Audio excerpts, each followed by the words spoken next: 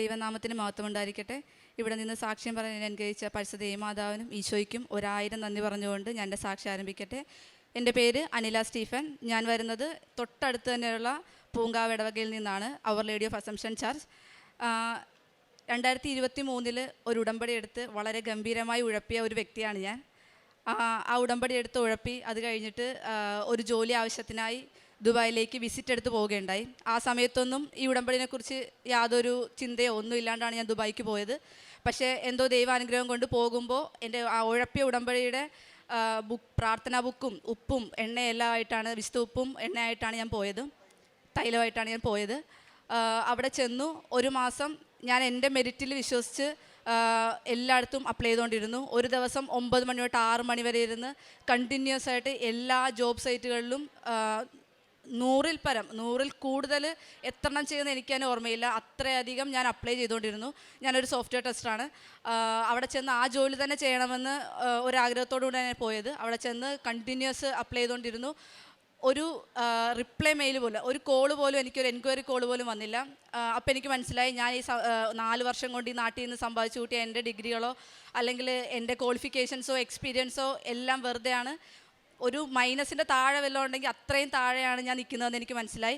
ഞാൻ കണ്ടിന്യൂസ് ആയിട്ട് എന്ത് ചെയ്യണമെന്ന് ഇങ്ങനെ ആലോചിച്ചുകൊണ്ടിരുന്ന സമയത്താണ് യൂട്യൂബിൽ ഞാൻ വീണ്ടും സാക്ഷ്യങ്ങൾ കാണാൻ തുടങ്ങിയത്, ഉടമ്പടി ധ്യാനങ്ങൾ കേൾക്കാൻ തുടങ്ങിയത്.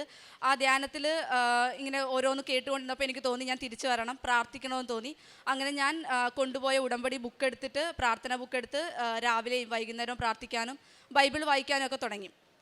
ഒരു പക്ഷേ ഒരു പ്രാവശ്യം ഉഴപ്പിയത് കൊണ്ടും ഇനി ഞാൻ ഉഴപ്പോ എന്നുള്ളൊരു ചിന്തയുള്ളത് കൊണ്ടുമായിരിക്കാം അത് ഒന്നും നടന്നില്ല. എൻ്റെ വിസിറ്റ് നമുക്കറിയാം, ദുബായിലേക്കുള്ള വിസിറ്റ് വിസ എന്ന് പറയുന്നത് 2 മാസമാണ്. 2 മാസം തീരാറായി, ഒന്നും സംഭവിച്ചില്ല. ഇതുപോലെ തന്നെ അപ്ലൈ ചെയ്യുന്നു, ഒരു എൻക്വയറി കോളോ അല്ലെങ്കിൽ ഒരു ക്വാളിഫിക്കേഷൻ വെച്ചിട്ടുള്ള ഒരു കോള് പോലും വന്നില്ല. അപ്പോൾ എനിക്ക് മനസ്സിലായി ഇനി ഇതൊന്നുമല്ല, ഞാൻ ഇനിയും കൂടുതൽ ദൈവത്തിലേക്ക് അടുക്കാനുണ്ട്, എൻ്റെ പ്രാർത്ഥനകൾ ഇനിയും കൂടുതൽ മുറുക്കാനുണ്ടെന്ന് എനിക്ക് മനസ്സിലായി. എൻ്റെ ഒരു പഴയ സ്വഭാവം വെച്ചിട്ടാണെങ്കിൽ ഇത്രയും റിജക്ഷൻസും പ്രാർത്ഥിച്ചിട്ടും ഒന്നും കിട്ടാണ്ടൊക്കെ വരുമ്പോൾ നമ്മൾ ഓട്ടോമാറ്റിക്കലി ഇത് പ്രാർത്ഥിച്ചിട്ടും കിട്ടുന്നില്ല, ഇട്ടിട്ട് പോവാന്നുള്ളൊരു വിചാരത്തിലേക്ക് വരേണ്ട ഒരാളാണ്. പക്ഷേ മാതാവ് എന്നെ മുറുകെ പിടിച്ചിട്ടുണ്ടായിരുന്നു. ഞാൻ തിരിച്ചു വരണമെന്ന് ആഗ്രഹിക്കുന്നുണ്ടായിരുന്നു എന്ന് തോന്നുന്നു. ഞാൻ പ്രാർത്ഥനയിൽ മുറുകെ ജീവിച്ചു. ഞാൻ മാതാവിനോട് പറഞ്ഞു കിട്ടിയില്ലെങ്കിലും കുഴപ്പമില്ല, ഞാൻ വെയിറ്റ് ചെയ്തോളാം എന്ന് പറഞ്ഞു. അങ്ങനെ രണ്ടാമത്തൊരു വിസിറ്റ് എടുത്ത് വീണ്ടും പ്രാർത്ഥനയും ഇങ്ങനെ ജോലിക്ക് അപ്ലൈ ചെയ്തുകൊണ്ടിരുന്നു. അപ്പോൾ നിങ്ങൾ ഓർക്കും ഓക്കെ അവൾ പ്രാർത്ഥനയിലേക്ക് തിരിച്ചു വന്നു, അപ്പോൾ ഉടനെ തന്നെ അടുത്ത ജോലി കിട്ടിയെന്ന് വിചാരിക്കും. രണ്ടാമത്തെ വിസിറ്റ് തീർന്നു, എനിക്ക് ഇങ്ങോട്ട് തീരേണ്ട ടിക്കറ്റ് എടുക്കേണ്ട സമയമായി, ഒരു കോള് പോലും വന്നില്ല. ഞാൻ കരഞ്ഞു പ്രാർത്ഥിച്ചു. ഞാൻ മാതാവിനോട് ചോദിച്ചു ഇനി എന്താണ് ഞാൻ ചെയ്യാനുള്ളത്, കാരണം ഒരുപാട് ഞാൻ പ്രാർത്ഥിക്കാൻ തുടങ്ങി, കൂടുതൽ അടുത്ത് ചോദിച്ചു ഇനിയും ഞാൻ പ്രാർത്ഥിക്കണ്ട, അതോ നീ എനിക്കിവിടെ നിൽക്കാനില്ല, ഞാൻ നാട്ടിൽ പോയി ജോലി ചെയ്യാനാണ് നീ ആഗ്രഹിക്കുന്നുണ്ടെങ്കിൽ കുഴപ്പമില്ല, ഞാൻ അങ്ങനെ തന്നെ ചെയ്തോളാം. പക്ഷേ എൻ്റെ ബ്രദറിലോൻ്റെ മാരേജ് വരെയായിരുന്നു. അപ്പോൾ മാരേജിന് നാട്ടിലേക്ക് വരുമ്പോൾ എല്ലാവരും ചോദ്യം ഉണ്ടാവും, കാരണം റിലേറ്റീവ്സ് എല്ലാം മാരേജിനുണ്ടാവും. എല്ലാവരും ചോദിക്കും വലിയ കാര്യത്തിൽ ഓടി ദുബായിക്ക് പോയതാണ്, ജോലിയില്ലാതെ തിരിച്ചു വന്നിരിക്കുന്നു, ചുമ്മാ നിൽക്കുന്നു എന്നുള്ള ക്വസ്റ്റ്യൻസ് ഉണ്ടാവും. ഞാൻ പറഞ്ഞു അത്രയും ഒരു നാണക്കേട് എനിക്ക് സഹിക്കാൻ പറ്റത്തില്ല. അവരോട് എനിക്ക് പറയണം ഞാൻ പ്രാർത്ഥിച്ചെനിക്ക് ഞാൻ നേടിയെടുത്ത ജോലിയാണെന്ന് എനിക്ക് മഹത്വപ്പെടുത്തണം. ഒന്നും വേണ്ട, നീ ഒരു 2 മാസത്തെ ജോലി എനിക്ക് തന്നാൽ മതി, ആ ജോലി ചെയ്തിട്ട് ഞാൻ തിരിച്ച് നാട്ടിലേക്ക് പോയിക്കോളാം എന്ന് പ്രാർത്ഥിച്ചു. എന്നിട്ടും എനിക്ക് കോളൊന്നും വന്നില്ല. ഞാൻ പ്രാർത്ഥിച്ചു ഓക്കെ നീ വിചാരിക്കുന്നത് അങ്ങനെയാണ്, ഞാൻ നാട്ടിൽ പോയി ഒന്നുകൂടെ നല്ല രീതിയിൽ പ്രാർത്ഥിക്കണമെന്നാണ് നീ ആഗ്രഹിക്കുന്നുണ്ട്, ഞാൻ അങ്ങനെ പ്രാർത്ഥിക്കാമെന്ന് ഉറച്ച് പറഞ്ഞുകൊണ്ട് ടിക്കറ്റ് എടുക്കേണ്ട സമയമായി. തിങ്കളാഴ്ച എനിക്ക് ടിക്കറ്റ് എടുക്കണം. അപ്പോൾ വെള്ളിയാഴ്ച ആയപ്പോൾ എൻ്റെ ഹസ്ബൻഡ് അവിടെ ഉണ്ട്. ഹസ്ബൻഡ് പറഞ്ഞു ഓക്കെ ഞാൻ ടിക്കറ്റ് ബുക്ക് ചെയ്യട്ടെ എന്ന് ചോദിച്ചു. ഞാൻ പറഞ്ഞു വെയിറ്റ് ചെയ്യ്, തിങ്കളാഴ്ചയല്ലേ, തിങ്കളാഴ്ച എടുക്കാം എന്നിങ്ങനെ പറഞ്ഞു. മാതാവിൻ്റെ പ്രത്യേക ഇടപെടലാണെന്ന് ഞാൻ വിശ്വസിക്കാൻ കാരണം ഓഫീസ് ടൈം എന്ന് പറയുന്നത് 6 ആണ്, മാക്സിമം അവിടെ 6 ആണ്. 6 മണി കഴിഞ്ഞിട്ട് എനിക്കൊരു കോൾ വരികയാണ്, ഒരു ഇൻ്റർവ്യൂ കോള്, നിങ്ങൾ നാളെ സാറ്റർഡേ തന്നെ വന്നിട്ട് ഇൻ്റർവ്യൂ അറ്റൻഡ് ചെയ്യണമെന്ന് പറഞ്ഞിട്ട്. ഞാനന്ന് മുട്ടിൽ മേൽ നിന്ന് ഒരുപാട് നന്ദി പറഞ്ഞു, കാരണം അതെന്ന് പറയുന്നത് ഒട്ടും പോസിബിളായിട്ടുള്ളൊരു കാര്യമല്ല. അതും 6 മണി ഒരു ടൈം കഴിഞ്ഞ് കഴിഞ്ഞാൽ പിന്നെ ദുബായിൽ ആൾക്കാരെല്ലാം തിരിച്ച് വീട്ടിലേക്ക്, അവരൊന്നും ചെയ്യില്ല. ഒരു 5:30 ആകുമ്പോൾ തന്നെ അവരെല്ലാം അവരുടെ ജോലികളെല്ലാം നിർത്തി പോകാനുള്ള പ്രിപ്പറേഷനൊക്കെ സ്റ്റാർട്ട് ചെയ്യും. അത് എനിക്ക് ജോലിയുടെ ഇൻ്റർവ്യൂ കോൾ വന്നത് ആഫ്റ്റർ 6 ആണ്. ഞാൻ അത് നോട്ട് ചെയ്തിട്ടുണ്ടായിരുന്നു. ഞാൻ പോകുമ്പോൾ വളരെ സന്തോഷത്തോടെ പ്രാർത്ഥിച്ച് അവിടേക്ക് പോകുമ്പോൾ തൈലമെല്ലാം പൂശിപ്പോയി. പോകുന്ന വഴിക്ക് ഞാൻ ഒരു അടയാളം വേണമെന്ന് പ്രാർത്ഥിച്ചു. പോകുന്ന വഴിക്ക് ഞാൻ കണ്ടത് എൻ്റെ ബസ് സ്റ്റോപ്പിൽ മാതാവിൻ്റെ കാശ് രൂപം ധരിച്ച ഒരു ചേച്ചി നിൽക്കുന്നതാണ്. അപ്പോൾ ഞാൻ പറഞ്ഞു മാതാവ് ഇത് മതി, കിട്ടുമോ എന്നുള്ളതല്ല, നീ എനിക്ക് ഞാൻ ചോദിച്ചതിന് നീ എനിക്കൊരു ഉത്തരമായി തന്നതാണ് ഈ ഇൻ്റർവ്യൂ എന്ന് ഞാൻ വിചാരിച്ചോളാം എന്ന് പറഞ്ഞ് ഞാൻ പോയി. ഇൻ്റർവ്യൂവിന് പോകുന്ന വഴിക്ക് എൻ്റെ മനസ്സിലേക്ക് വന്നൊരു വചനമാണ് റോമ 10 അധ്യായം. ഈശോ കർത്താവാണെന്ന് അതരം കൊണ്ട് ഏറ്റുപറയുകയും ദൈവം അവനെ മരിച്ചവരിൽ നിന്ന് ഉയർപ്പിച്ചു എന്ന് ഹൃദയത്തിൽ വിശ്വസിക്കുകയും ചെയ്യുക. അത് ഞാൻ പോകുന്ന വഴിയിലെല്ലാം പ്രാർത്ഥിച്ചുകൊണ്ട് പോയി. ഞാൻ അവിടെ ഇൻ്റർവ്യൂ ഉള്ള സ്ഥലത്ത് ചെന്നു, ഓഫീസിൽ ചെന്ന് ഇൻ്റർവ്യൂവിന് മുന്നേ ഞാൻ കുറച്ച് വിശുദ്ധ ഉപ്പെടുത്തിട്ട് ഞാൻ അവരാരും കാണാത്തൊരു ചെടിച്ചട്ടി ഉണ്ടായിരുന്നു, അതിൻ്റെ അകത്തേക്ക് ഇട്ടിട്ട് ഞാൻ പ്രാർത്ഥിച്ചു, എൻ്റെ ഈശോയെ ഇനി എനിക്ക് ഈ ഓഫീസിലേക്ക് എന്നും വരാൻ പറ്റണേ എന്ന് പ്രാർത്ഥിച്ചു. കാരണം എനിക്ക് ജോലി കിട്ടിയാൽ മാത്രമേ ആ ഓഫീസിലേക്ക് ഇനി എന്നും വരാൻ പറ്റുള്ളൂ. ഞാൻ അങ്ങനെ പ്രാർത്ഥിച്ചു, എനിക്ക് ഈ ഓഫീസിലേക്ക് എന്നും വരാൻ ഈ ഒരു അടയാളമായി മാറണേന്ന് പ്രാർത്ഥിച്ചു. ഇൻ്റർവ്യൂ അറ്റൻഡ് ചെയ്തു, തിരിച്ചു വന്നു. അപ്പോൾ എനിക്കിനി മൺഡേ എനിക്ക് ടിക്കറ്റ് എടുക്കണം. അതിന് മുന്നേ ഈ ഒരു ദിവസത്തിനുള്ളിൽ അവർ റിപ്ലൈ തരണം. അത് ഞാൻ ചോദിക്കുന്നതെല്ലാം ഒട്ടും പോസിബിൾ ആയിട്ടുള്ള കാര്യമല്ലെന്ന് എനിക്കറിയാം. എങ്കിലും ഞാൻ വിശ്വാസത്തോടെ പ്രാർത്ഥിച്ചു, മാതാവിനോട് എനിക്ക് തരണമേ എന്ന് പ്രാർത്ഥിച്ചു. അവരെനിക്ക് അന്ന് തന്നെ ഇൻ്റർവ്യൂ കഴിഞ്ഞ് സൺഡേയിൽ എനിക്ക് മെയിൽ വന്നു, നിങ്ങൾ ഒരു ഫൈനൽ ഇൻ്റർവ്യൂ കൂടെ ഉണ്ട്, അതിന് വരണം. അതിൽ 2 പേരാണ് ഷോർട്ട് ലിസ്റ്റ് ചെയ്തിരിക്കുന്നത്. അതിൽ 2 പേരിൽ ഇവർ ഡിസ്കസ് ചെയ്തിട്ട് നിങ്ങൾക്ക് എടുക്കുമെന്ന് പറഞ്ഞു. അങ്ങനെ 2 പേരും ആ ഇൻ്റർവ്യൂവിന് ഞങ്ങൾ പോയി. വേറൊരു ലേഡി കൂടെ ഉണ്ടായിരുന്നു. അവിടെ ആ ഓഫീസിലുള്ള എനിക്ക് ആ ദുബായ് തന്നെ ഹസ്ബൻഡ് അല്ലാണ്ട് വേറെ ആരെ എനിക്കറിയില്ല. ദുബായിലൊക്കെ ഒരു ജോലി പെട്ടെന്ന് കിട്ടുക എന്ന് പറയുന്ന ഒരു റെഫറലാണ്. അപ്പോൾ ഞാൻ മാതാവിനോട് പ്രാർത്ഥിക്കാറുണ്ടായിരുന്നു, മാതാവേ എനിക്ക് ആരും റെഫർ ചെയ്യാനില്ല, നീ ആയിരിക്കണം എൻ്റെ റെഫറൽ, നീ ആയിരിക്കണം അവിടെ എനിക്ക് വേണ്ടി സംസാരിക്കേണ്ടത്, നീ ആയിരിക്കണം എന്നെ അവിടെ സജസ്റ്റ് ചെയ്യേണ്ടതെന്ന് പറഞ്ഞിട്ടുണ്ടായിരുന്നു.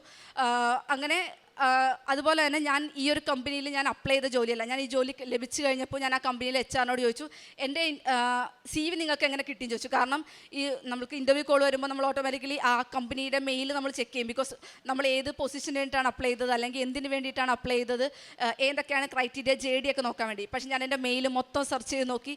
ഇങ്ങനൊരു കമ്പനിയിലേക്ക് ഞാൻ എൻ്റെ CV അയച്ചിട്ടില്ല. ലിങ്ക്ഡിനോ അല്ലെങ്കിൽ വേറെ ഏതെങ്കിലും ജോബ് സൈറ്റിലോ ഒന്നും ഈ ഒരു കമ്പനി ഞാൻ സെർച്ച് ചെയ്തിട്ട് പോലും ഇല്ല.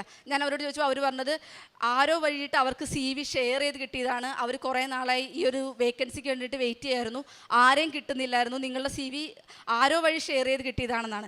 ദൈവത്തിന് വളരെയധികം നന്ദി, ഈശോയ്ക്ക് മാതാവിന് ഒരുപാട് നന്ദി പറഞ്ഞുകൊണ്ട് ഞാൻ അവിടെ ചെന്നു. 2ാമത്തെ ഇൻ്റർവ്യൂ കഴിഞ്ഞിട്ട് നമ്മളോട് വെയിറ്റ് ചെയ്യാൻ പറഞ്ഞു. വെയിറ്റ് ചെയ്ത് കഴിഞ്ഞപ്പോൾ അവിടെ ഡിസ്കഷൻ നടക്കുമായിരുന്നു. ഡിസ്കഷൻ നടക്കുന്നതിൽ അവിടെ 2 പേര്, എന്നെ അറിയാത്ത 2 എംപ്ലോയീസ്, മാനേജറിന് വേറൊരാൾ എടുക്കണമെന്നായിരുന്നു. പക്ഷേ ഈ 2 എംപ്ലോയീസ് എനിക്ക് വേണ്ടി സംസാരിച്ചു. മാതാവ് അവരെ കൊണ്ട് സംസാരിപ്പിച്ചു എന്ന് വേണം പറയാനായിട്ട്. അവർ സ്ട്രോങ് ആയിട്ട് നമുക്ക് ആ കാൻഡിഡേറ്റ് വേണ്ട, എന്നെ മതി എന്നുള്ള രീതിക്ക് അവർ സ്ട്രോങ് ആയിട്ട് റെക്കമെൻഡ് ചെയ്യുകയായിരുന്നു. അവിടെ മാതാവ് അവരെ കൊണ്ട് റെക്കമെൻഡ് ചെയ്യിക്കുകയായിരുന്നു. അങ്ങനെ എനിക്ക് ആ ജോലി കിട്ടി. ആ ജോലി കിട്ടുന്ന സമയത്ത് ഒട്ടും പോസിബിളായിട്ടുള്ള 2ാമത്തെ കാര്യമാണ് ഞാൻ പറഞ്ഞ പോലെ ബ്രദറിനോടെ മാരേജ് ആയിരുന്നു. എനിക്ക് വരാൻ പറ്റില്ല, കാരണം ജോലിക്ക് ചെയ്ത് ഉടനെ തന്നെ ആരെയും നാട്ടിലേക്ക് വിടില്ല. അപ്പോൾ ഞാൻ പറഞ്ഞു, ഓക്കെ ഞാൻ കൂടണമെന്ന് നീ ആഗ്രഹിക്കുന്നില്ലെങ്കിൽ കുഴപ്പമില്ല, ഒരു ജോലി നീ എനിക്ക് തന്നല്ലോ, അത് തന്നെ വലിയ സന്തോഷം എന്ന് പറഞ്ഞ് മാതാവിന് ഞാൻ നന്ദി പറഞ്ഞു. ഞാൻ ഇവിടെ വന്ന് നിനക്ക് സാക്ഷ്യം പറഞ്ഞുകൊള്ളാമെന്ന് നേർന്നിരുന്നു. ഞാൻ ഇനി എപ്പോൾ ലീവിന് വരുന്നു അപ്പോൾ സാക്ഷ്യം പറയാമെന്ന് ഞാൻ മാതാവിനോട് നേർന്നു. അത്ഭുതം എന്ന് പറയട്ടെ, കമ്പനിയുടെ ഒരു ഷിഫ്റ്റിംഗ് വന്നു. കമ്പനി ഒരു പ്ലേസിൽ നിന്ന് മറ്റൊരു പ്ലേസിലേക്ക് മൂവ് ചെയ്യായിരുന്നു. ആ ടൈമിൽ എനിക്ക് വിസ അടിക്കാനുള്ളത് കൊണ്ട് അവർ എനിക്ക് നാട്ടിൽ പോയിട്ട് തിരിച്ചു വന്നു എന്നുള്ള പറഞ്ഞു. അങ്ങനെ എനിക്ക് ബ്രദറിൻ്റെ മാരേജും കൂടാൻ പറ്റി. അങ്ങനെ മാതാവിനെ അനുഗ്രഹിച്ചു. അതുപോലെ തന്നെ ഞാൻ നേരത്തെ പറഞ്ഞിരുന്നു, ഞാൻ മാതാവിനോട് പ്രാർത്ഥിച്ചു, എനിക്കൊരു 2 മാസത്തെ ഒരു ജോലി തന്നാൽ മതി, ആ 2 മാസം കഴിയുമ്പോൾ ഞാൻ പൊക്കോളാം എന്ന് ഞാൻ പറഞ്ഞു. പക്ഷേ മാതാവ് എനിക്ക് തന്നത് 2 വർഷത്തെ ജോബ് വിസയിലാണ് എനിക്ക് ജോലി തന്നത്. മാതാവിന് 1000 നന്ദി പറഞ്ഞുകൊള്ളുന്നു. അതോടൊപ്പം തന്നെ ഞാൻ ഇവിടെ വന്നു കഴിഞ്ഞിട്ട് നമുക്ക് ഈ പത്രം കൊടുക്കാനൊക്കെ ഭയങ്കര മടിയുള്ള ഒരാളാണ്. അതുകൊണ്ട് തന്നെ ഓൺലൈൻ ഉടമ്പടി എന്ന് പറഞ്ഞപ്പോൾ ഭയങ്കര സന്തോഷമാണ്, പത്രം കൊടുക്കണ്ടല്ലോ. പക്ഷേ അത് കഴിഞ്ഞിട്ട് എനിക്ക് മനസ്സിലായില്ല, നമ്മൾ പത്രം പ്രേക്ഷിത പ്രവർത്തനമാണ്, എല്ലാവർക്കും കൊടുക്കണമെന്ന് മനസ്സിലായി.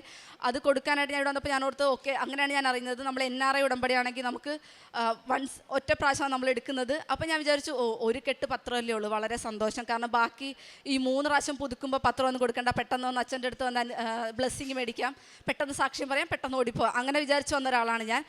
പക്ഷേ മാതാവ് എന്താ പറയുക, എനിക്ക് ചാലഞ്ചസ് ആണ് തരുന്നത്. നീ ഇത് ചെയ്യും, നിന്നെക്കൊണ്ട് പറ്റും, നീ ചെയ്യുമോ ഞാൻ നോക്കട്ടെ, ഞാൻ ചുമ്മാ അനുഗ്രഹം തന്നാൽ പോരല്ലോ എന്നുള്ള രീതിയിലാണ് മാതാവ് എന്നോട് സംസാരിക്കുന്നത്. അപ്പോൾ മാതാവ് ഇതേപോലെ അതിനു മുന്നേ എനിക്ക് കിട്ടിയ ജോലി എന്ന് പറയുന്നത് കയറിയപ്പോൾ നല്ല ഡിഫിക്കൽട്ടായപ്പോൾ പറയുന്നതിൻ്റെ അപ്പുറത്തെ ഡിഫിക്കൽട്ട്. അപ്പോൾ ഞാൻ മാതാവിനോട് ചോദിച്ചു, മാതാവേ ഇത്രയും പ്രാർത്ഥിച്ച് ഒരു ജോലി കിട്ടിയിട്ട് ഇത് ഞാൻ എങ്ങനെ വന്ന് സാക്ഷ്യം പറയും? മനസ്സിന് സന്തോഷമില്ലാതെ ഒരു ജോലി ചെയ്തിട്ട് ഞാൻ അത് വന്നിട്ട് നീ തന്ന ജോലിയാണ് എന്ന് പറഞ്ഞിട്ട് ഞാൻ എങ്ങനെ വന്ന് സാക്ഷ്യം പറയുമെന്ന് മനസ്സിൽ ഞാൻ വിചാരിച്ച് പോവാണ്. അപ്പോൾ ഞാൻ പോകുന്നത് സെൻറ്റ് മേരീസ് ചർച്ചിൻ്റെ വാതിക്കൽ കൂടിയാണ്, എനിക്ക് അടുത്ത് തന്നെയാണ് ജോലി കിട്ടിയേക്കുന്നത്. അപ്പോൾ ഞാനിങ്ങനെ പോകുമ്പോൾ ഒരിക്കലും ബൈബിൾ വായിക്കുമ്പോൾ അതിനെക്കുറിച്ചിട്ട് ഇങ്ങനെ ചിന്തിച്ച് ഇതുമായിട്ട് കണക്ട് ചെയ്ത് ജീവിതമായിട്ട് കണക്ട് ചെയ്തൊന്നും ചിന്തിക്കുന്ന ഒരാളല്ല ഞാൻ. പെട്ടെന്ന് എൻ്റെ മനസ്സിലേക്ക് ഒരു വചനം വന്നു. അതായത് വിശുദ്ധ പത്രോസ് പ്രാർത്ഥിച്ചുകൊണ്ടിരിക്കുകയാണ്, അപ്പോസ്തല പ്രവർത്തനങ്ങളിൽ ഇങ്ങനെ പറയുന്നുണ്ട്, പ്രാർത്ഥിച്ചുകൊണ്ടിരിക്കുമ്പോൾ സ്വർഗ്ഗത്തിൽ നിന്ന് ഒരു കൊട്ട 3 കൊട്ട എന്തോ നിറയെ ഭൂമിയിലുള്ള എല്ലാ മൃഗങ്ങളും വന്യജീവികളും ഇഴജന്തുക്കളും ഒക്കെ കൊട്ടയിൽ വെച്ചിട്ട് സ്വർഗത്തിൽ നിന്നൊരു സ്വരം കേൾക്കുകയാണ്, നീ ഇത് ഭക്ഷിക്കുക. അപ്പോൾ പത്രോസ് പറയാണ്, മലിനമായത് ഞാൻ ഭക്ഷിക്കില്ല എന്ന് പറയാണ്. അപ്പോൾ അടുത്ത സ്വരം എന്ന് പറയുന്നത്, ഞാൻ സൃഷ്ടിച്ചതിനെ എങ്ങനെ മലിനമെന്ന് നിനക്ക് പറയാൻ സാധിക്കും. അപ്പം എനിക്കൊരു തോട്ട് വന്നു. കഥ പറയാണ്, ഞാൻ തന്ന ജോലിനെ ഡിഫിക്കൽട്ടോ എന്തോ ആയിക്കോട്ടെ, അത് നിനക്ക് എങ്ങനെ ചീത്തയാണെന്ന് പറയാൻ സാധിക്കുന്നു. കാരണം ഞാനത് മഹത്വപ്പെടുത്താൻ വേണ്ടി ചോദിച്ചൊരു കാര്യമാണ്. അത് എൻ്റെ നല്ലതിന് വേണ്ടി കിട്ടിയതാണ്. ഇന്നല്ലെങ്കിൽ നാളെ അതെൻ്റെ നല്ലതിന് വേണ്ടി ഭവിക്കും. അപ്പോൾ അതിന് വേണ്ടിയിട്ട് ഞാൻ സാക്ഷ്യം പറയണമെന്നുള്ള ചിന്ത എൻ്റെ മനസ്സിലേക്ക് വന്നു. അങ്ങനെ ഞാൻ ലീവിന് വേണ്ടി വന്നു. ലീവിന് വേണ്ടി വന്നപ്പോൾ ഉടമ്പടി എടുത്തപ്പോൾ മാതാവ് അടുത്ത ചലഞ്ച് വന്നു, 3 കെട്ട് പത്രം. ഇതെങ്ങനെ കൊടുക്കുമെന്ന് എനിക്കറിയത്തില്ലായിരുന്നു. ഞാൻ വരണ്ടു പോയി. 1 കെട്ട് പത്രം തന്നെ എങ്ങനെ കൊടുക്കുമെന്നറിയാതെ വന്ന് എൻ്റെ കയ്യിലേക്ക് മാതാവ് തന്നത് 3 കെട്ട് പത്രം. NRI ഉടമ്പടിയല്ലേ, 3 കെട്ട് പത്രം എന്ന് പറഞ്ഞു. ഞാൻ ഞെട്ടിപ്പോയി, ഇതെവിടെ കൊണ്ട് കൊടുക്കും? എനിക്ക് ആകെ ടെൻഷനായി. കാരണം ഒരു പ്രേക്ഷിത പ്രവർത്തനം നമ്മൾ ചെയ്യണം. അത് നമ്മൾ ചെയ്യാണ്ട് ചുമ്മാ പോയി ബ്ലെസ്സിങ് വാങ്ങിച്ചിട്ട് അതിലൊന്നും വലിയ കാര്യമില്ല. കാരണം ചെയ്യണമെന്നുള്ള ഇതിൽ ഞാൻ എന്ത് ചെയ്യും? പത്രം ഇങ്ങനെ പിടിച്ചോണ്ടിരുന്നു. ഞാൻ പ്രാർത്ഥിച്ചു, എങ്ങനെ ചെയ്യും, എന്ത് ചെയ്യും? ഞാൻ ആദ്യം കണ്ടൊരു വഴി എന്ന് പറഞ്ഞു കഴിഞ്ഞാൽ, അപ്പോൾ എൻ്റെ ഹസ്ബൻഡ് എന്നെ സജസ്റ്റ് ചെയ്ത ഒരു പണിയാണ്, ഞാൻ വണ്ടിയെ പോകാം, നീ പുറകെ കയറി നമുക്ക് പത്രം എറിയുന്ന പോലെ എല്ലാ വീട്ടിലും എറിഞ്ഞെറിഞ്ഞ് കൊടുക്കാമെന്ന് പറഞ്ഞു. ഞാൻ പറഞ്ഞു, അങ്ങനെ കൊടുക്കേണ്ടതല്ല പത്രം എന്ന് പറഞ്ഞു, നമ്മൾ പറഞ്ഞു കൊടുക്കണമെന്ന് പറഞ്ഞു. അങ്ങനെ ഞാൻ എന്ത് ചെയ്യുമെന്നറിയാതെ ഞാൻ കണ്ടെത്തിയൊരു വഴിയാണ്. എൻ്റെ ഒരു ആൻറ്റിയുടെ വീടുണ്ടായിരുന്നു. ആൻറ്റിയുടെ വീട്ടിൽ ചെന്നു, നന്നായിട്ട് ഫേഷ്യലൊക്കെ ചെയ്തു, നന്നായിട്ട് ഒരുങ്ങി. കാരണം നമ്മൾ അലുത്ത കോളത്തിലൊക്കെ ചെന്ന് കഴിയുമ്പോൾ ആൾക്കാർ പറയും, വേണ്ട പൊക്കോന്ന് പറയും. ഞാൻ കണ്ടെത്തിയൊരു വഴിയാണ്, നന്നായിട്ട് ഒരുങ്ങി നല്ല മിടുക്കിയായിട്ട് ഓരോ വീടുകളിലും കയറി ചെന്നപ്പോൾ ഞാൻ പ്രാർത്ഥിച്ചുകൊണ്ട്, ദൈവമേ, ഒരാൾ റിജക്റ്റ് ചെയ്താൽ പിന്നെ ഞാൻ തീർന്നു, ഈ കയറി ചെന്ന ധൈര്യമൊക്കെ അങ്ങ് താഴേക്ക് പോകും. അപ്പോൾ ഞാൻ പ്രാർത്ഥിച്ചു, മാതാവേ കഷ്ടമുണ്ട്, ഒരാൾ ആദ്യം ഒന്ന് വാങ്ങിച്ചു കിട്ടിയാൽ മതി, ബാക്കി ഞാൻ കൊടുത്തോളാം എന്ന് പറഞ്ഞു. മാതാവിൻ്റെ വലിയൊരു അനുഗ്രഹം എന്ന് പറയട്ടെ, ഞാൻ കയറി ചെന്നെന്ന് പറയുന്ന ഒരു അപ്പൂപ്പനും അമ്മൂമ്മയും ഇരിക്കുന്നൊരു വീടായിരുന്നു. ആ വീട്ടിൽ ഞാൻ ചെന്നപ്പോൾ കാണുന്നത് 2 പേരും ബൈബിൾ വായിച്ചുകൊണ്ടിരിക്കുന്നു. അപ്പം എനിക്ക് മനസ്സിലായി, ഇതെന്തായാലും കീറിക്കളയത്തില്ല, അല്ലെങ്കിൽ വേണ്ടെന്ന് പറയത്തില്ല, വാങ്ങും. ഞാൻ ചെന്നിട്ട് പറഞ്ഞു, ഇത് വാങ്ങുമോ? എനിക്ക് കൊടുക്കാനായിട്ട് ഭയങ്കര മടിയാണ്. അവർ പറഞ്ഞു, കൃപാസനത്തിലെ പത്രം കൊടുക്കാൻ മടിയോ? ഞങ്ങൾ അവിടുത്തെ പഴയ പ്രേക്ഷിതരാണ്, നിന്നെയും കൊണ്ട് ഞങ്ങൾ പോകാമെന്ന് പറഞ്ഞിട്ട് ആ അപ്പൂപ്പനും അമ്മൂമ്മയും അവരുടെ മക്കളുടെ വീടുകളെല്ലാം എൻ്റെ കൂടെ വന്ന് ആ പത്രം കൊടുപ്പിച്ചു. അങ്ങനെ ആ കൊടുക്കാനുള്ളൊരു ധൈര്യം എനിക്ക് യേശു തന്നു, സാന്നിധ്യത്തിലേക്ക് തന്നു. അങ്ങനെ ഞാൻ 3 പത്രങ്ങളും ബീച്ചിലും ഹോസ്പിറ്റലിലും റെയിൽവേ സ്റ്റേഷനും അങ്ങനെ എല്ലാ സ്ഥലങ്ങളിലും കൊണ്ട് ആ പത്രം കൊടുത്തു. കാരണം ഞാൻ ബ്ലെസ്സിങ് വാങ്ങാൻ അപ്പോൾ അവർ പറയുന്നുണ്ട്, NRI ഉടമ്പടി എടുത്ത് അന്ന് തന്നെ നമുക്ക് ബ്ലെസ്സിങ് വാങ്ങാമെന്ന് പറഞ്ഞു. അപ്പോൾ ഞാൻ പറഞ്ഞു, ഇല്ല, ഞാൻ വാങ്ങില്ല, അത് ഭയങ്കര ഈസി ആയി പോകും, പിന്നെ പത്രം കൊടുക്കാൻ എനിക്ക് മടിയാവും. സോ ബ്ലെസ്സിങ് വാങ്ങണമെന്നുള്ളത് എൻ്റെ ഒരു ആഗ്രഹമാണ്. അതിനു മുന്നേ ഞാൻ ഈ 3 കെട്ട് പത്രവും കൊടുത്ത് കഴിഞ്ഞിട്ടേ വരുമെന്നുള്ളത് ഞാൻ ഉറച്ച് തീരുമാനിച്ചിരുന്നു. എൻ്റെ 3 കെട്ട് പത്രങ്ങൾ എനിക്ക് വായിക്കാനുള്ള ഒരു പത്രം അല്ലാണ്ട് ബാക്കിയെല്ലാം ഞാൻ കൊടുത്തു കഴിഞ്ഞു. അത് കഴിഞ്ഞിട്ട് ഞാൻ ഇന്ന് വന്നിട്ടാണ് ഇവിടെ ബ്ലെസ്സിങ് വാങ്ങിച്ചതും സാക്ഷ്യം പറഞ്ഞതും. മാതാവിന് ഈശോയ്ക്ക് 1000 നന്ദി പറയുന്നു. കാരുണ്യപ്രവർത്തികളാണ് ചെയ്യുന്നതും. ഒരുപാട് നമ്മുടെ ഇവിടുത്തെ പൂങ്ക പാതിരപ്പള്ളി തന്നെ വൃദ്ധസനമുണ്ട്. അവിടത്തേക്ക് ഞാൻ ജോലി കിട്ടിക്കഴിയുമ്പോൾ തൊട്ടുള്ള എല്ലാ മാസവും പൈസ അയച്ചു കൊടുക്കുന്നുണ്ടായിരുന്നു. അതുപോലെ തന്നെ വന്നു കഴിഞ്ഞിട്ട് രോഗിയായിട്ടുള്ള ആൾക്കാരുടെ വീട്ടിൽ പോയിട്ട് അവരെ കാണുകയും അവർക്ക് വേണ്ട ആവശ്യമുള്ള കാര്യങ്ങളൊക്കെ ചെയ്തു കൊടുക്കുകയും ചെയ്യുന്നുണ്ടായിരുന്നു. ഇത്രയധികം ഇനിയും ഒരുപാട് കാര്യങ്ങൾ ഞാൻ മാധവനോട് പറഞ്ഞിട്ടുണ്ട്. എങ്കിലും അതൊക്കെ സാധിക്കാതിരിക്കോ എല്ലാം വിട്ടുകൊടുത്തിരിക്കുകയാണ്. തന്നാലും ഇല്ലെങ്കിലും അടിയുറച്ച് വിശ്വസിച്ചുകൊണ്ട് മറ്റുള്ളവരെയും വിശ്വാസത്തിലേക്ക് നയിച്ചുകൊണ്ട് ഞാൻ ഇതിൽ തന്നെ ഉറച്ചു നിൽക്കുമെന്ന് മാധവനോട് പറഞ്ഞുകൊണ്ട് 1000 നന്ദി പറയുന്നു. യെശയ്യാ 65:24 വിളിക്കും മുൻപേ ഞാൻ അവർക്ക് ഉത്തരമരുളും, പ്രാർത്ഥിച്ചു തീരും മുമ്പേ ഞാനത് കേൾക്കും. അനില സ്റ്റീഫൻ്റെ സുന്ദരമായ മരിയൻ ഉടമ്പടി സാക്ഷ്യമാണ് നാം കേട്ടത്. ഉടമ്പടി ഉപേക്ഷിച്ചു പോയ മകൾ എങ്ങനെ അമ്മ മാതാവ് ഉടമ്പടി ജീവിതത്തിലേക്ക് തിരികെ കൊണ്ടുവന്ന് അവൾ സാക്ഷ്യപ്പെടുത്തുകയാണ്. സ്വയം തന്നെക്കുറിച്ച് ഒന്നും ചിന്തിക്കാതെ എങ്ങനെയാണോ ആ ഉടമ്പടി ആദ്യത്തേത് വിട്ടുപേക്ഷിച്ച് പോയത്, പിന്നീട് ഒത്തിരി പ്രതീക്ഷയോടെ നല്ല ക്വാളിഫിക്കേഷനോടുകൂടി ജോലി തിരക്കി വിദേശത്തെത്തിയത്, ഓരോ ദിവസവും 100ഓളം കമ്പനികൾക്ക് നിരന്തരം CV അയച്ചും എൻക്വയറിക്ക് വേണ്ടി ആഗ്രഹിച്ചും നിരന്തരം അപേക്ഷിച്ച് ആ 2 മാസക്കാലം തള്ളി നീക്കി ഒന്നും സംഭവിക്കാതെ ജീവിതമാകെ തരിപ്പണമായി പ്രതീക്ഷയില്ലാതെ എങ്ങനെ മുന്നോട്ട് പോകുമെന്നറിയാതെ ക്ലേശിച്ച നാളുകൾ. പിന്നീടാണ് മകൾക്ക് വീണ്ടും അമ്മ മാതാവിനെക്കുറിച്ചുള്ള ഓർമ്മ വരുന്നത്. ഉടമ്പടി ഉപേക്ഷിച്ചു പോയെങ്കിലും അമ്മ മാതാവ് അവളോടൊപ്പം സഞ്ചരിച്ചുവെന്ന വാക്കുകളിലുണ്ട്. അതുകൊണ്ടാണ് ഉടമ്പടി തൈലം, ഉടമ്പടി ഉപ്പ്, ഉടമ്പടി പുസ്തകം അതൊക്കെ അവരുടെ ബാഗിനുള്ളിൽ വന്നത്. അവൾ മാതാവിനെ ഉപേക്ഷിക്കുമ്പോഴും മാതാവ് അവൾക്കൊപ്പം കയറിപ്പറ്റിയത് കൊണ്ടാണ് ഇതെല്ലാം ഉള്ളിൽ ബാഗിനുള്ളിലിരുന്നു, തുറന്നുപോലും നോക്കാതെ അവൾ വിദേശത്ത് പോയി ജീവിക്കുകയും ചെയ്തു. പക്ഷേ ഇത് രണ്ടാമത്തെ ടേണിംഗ് വളരെ പ്രധാനപ്പെട്ടതാണ്. അവൾക്ക് തന്നെ തിരിച്ചറിവുണ്ടാകുന്നു, എൻ്റെ കഴിവ് കൊണ്ട്, എൻ്റെ ഡിഗ്രികൾ കൊണ്ട്, എൻ്റെ CV കൊണ്ട് ഒന്നും ഇതൊന്നും നടക്കുന്നില്ല. അതുകൊണ്ട് അവളുടെ ജീവിതത്തിലേക്ക് വന്ന ആദ്യത്തെ കാഴ്ചകൾ അത് അച്ഛൻ്റെ സാക്ഷ്യങ്ങളും ധ്യാനവുമാണ്. ആ അമ്മയെക്കുറിച്ചുള്ള ഓർമ്മ വീണ്ടും ഉടമ്പടി എടുക്കുന്നതിന് മുമ്പ് ഉടമ്പടി ജീവിക്കുവാൻ വേണ്ടിയുള്ള ഒരു പ്രചോദനമായി തീർന്നതാണ് മകൾ പങ്കുവെച്ചത്. എങ്ങനെ പതിയെ പതിയെ അമ്മയിൽ പൂർണ്ണമായി ആശ്രയിച്ച് ജീവിതത്തെ നിരന്തരം സമർപ്പിച്ച് ഓരോ നിമിഷവും അമ്മ ആഗ്രഹിക്കുന്നത് പോലെ ജീവിതത്തെ ക്രമപ്പെടുത്തിക്കൊണ്ട് തൻ്റെ ജീവിതം നയിച്ചുവെന്ന. പ്രിയമുള്ളവരെ, ഉടമ്പടി ദൈവത്തിൻ്റെ സ്വന്തമാകാൻ വേണ്ടി നമ്മളെ വിളിക്കുന്നതാണ്. ഉടമ്പടി മനുഷ്യരുടെ മുമ്പിൽ ദൈവനാമത്തെ മഹത്വപ്പെടുത്തുവാൻ വേണ്ടി നമ്മളെ വിളിക്കുന്നതാണ്. ഉടമ്പടി നാം ജീവിതത്തെ ദൈവത്തിന് വിട്ടുകൊടുക്കുമ്പോൾ ദൈവം കരം പിരിച്ച് അനുഗ്രഹിക്കുന്നത് അനുഭവിക്കുവാൻ വേണ്ടി നമ്മളെ ചേർത്ത് പിടിക്കുന്നതാണ്. അമ്മയോട് ചേർന്ന് നടക്കുവാൻ തയ്യാറാണെങ്കിൽ നമുക്ക് കണ്ണുകൾക്ക് വിസ്മയമായത് അമ്മ നിരന്തരം ഈശോയിൽ നിന്ന് നേടിത്തരും. അതുകൊണ്ട് കാരുണ്യ പ്രവൃത്തിയാവട്ടെ, അനുദിന ആത്മീയ ജീവിതമാവട്ടെ, പ്രേക്ഷിത പ്രവർത്തനമാവട്ടെ, അല്പം പോലും മനസ്സുമെടുക്കാതെ സംശയമില്ലാതെ ദൈവനാമത്തെ മഹത്വപ്പെടുത്തി ചെയ്യുവാൻ തയ്യാറാവുക. വലിയ അനുഗ്രഹങ്ങൾ നിമിഷങ്ങൾക്കുള്ളിൽ ജീവിതത്തിൽ അനുഭവിക്കുന്നത് ഇതുപോലെ നമുക്ക് കാണാനാവും. ഈ മകൾക്ക് ലഭിച്ച അനുഗ്രഹങ്ങൾക്ക് അമ്മ മാതാവിന് നന്ദി പറഞ്ഞ് ഈശോയെ മഹത്വപ്പെടുത്തി കരങ്ങളടിച്ച് ഈ സാക്ഷ്യം സമർപ്പിക്കാം. അത്യപൂർവ ദൈവാനുഭവങ്ങൾ ഇനി നിങ്ങൾക്കും സ്വന്തം. ഈ യൂട്യൂബ് ചാനൽ ഇതുവരെ സബ്സ്ക്രൈബ് ചെയ്തിട്ടില്ലെങ്കിൽ ഇപ്പോൾ തന്നെ സബ്സ്ക്രൈബ് ചെയ്യുക. ഈ വീഡിയോ ഇപ്പോൾ തന്നെ നിങ്ങളുടെ സുഹൃത്തുക്കൾക്ക് ഷെയർ ചെയ്തുകൊണ്ട് കർത്താവിൻ്റെ പ്രേക്ഷിതരാകുക.